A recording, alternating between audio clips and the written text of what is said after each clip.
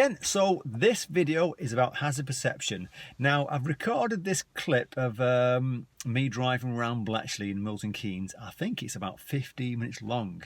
And I was thinking, rather than give you loads of 1-minute videos, I'll just do the full version from start to finish. Because when I've looked at it, there's loads of hazards that are cropping up.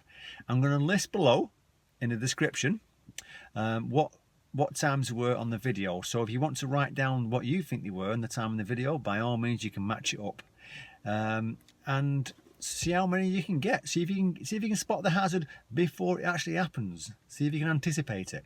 Okay.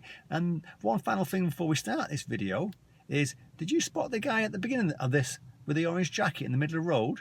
Do you know what he was up to? If you want to see the full version, at the end of the video, it lasts for 2 minutes. I'll put it right at the end so you can watch it. Okay?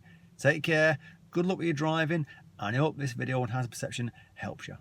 Bye.